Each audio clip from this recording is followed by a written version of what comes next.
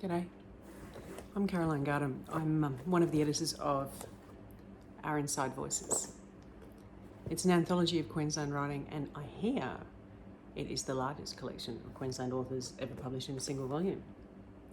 It's been great to work with an incredible bunch of writers and with Matthew at AndAlso Books, who has asked if I will read a couple of pages from my story in this book called Underfoot.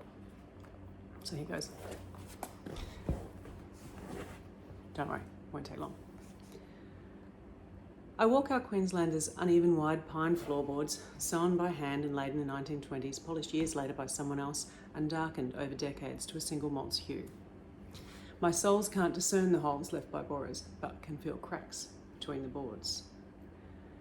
My sons used to slide across the floor, scuffing holes in their school socks.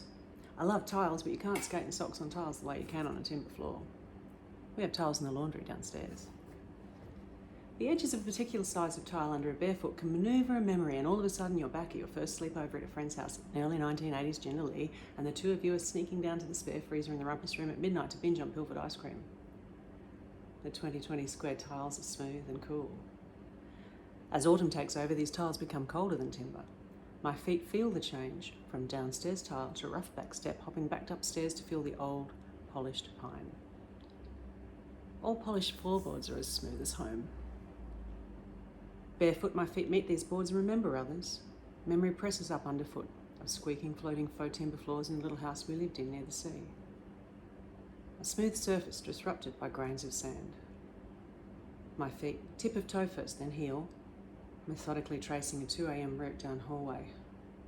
Living room U-turn, hallway, nursery, until the baby finally slept.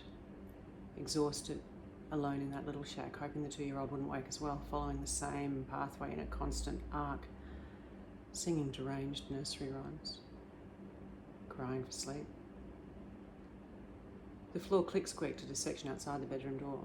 My feet learned to step over it. Outside, our bare feet learned that grass that grows on sand has sharper edges than a couth suburban couch, that the scrappy lawns of houses in beach towns are often full of prickles. Our feet learnt to step delicately, instinctively, to avoid the spiky pods under the casuarinas. When we wore shoes, it was thongs, which were abandoned at the stairs to the dunes. Under my soles, soft sand pushed back in erratic patterns, shifting even if I wasn't. Impetus becomes easier as you near the water. It always does. Thank you for listening.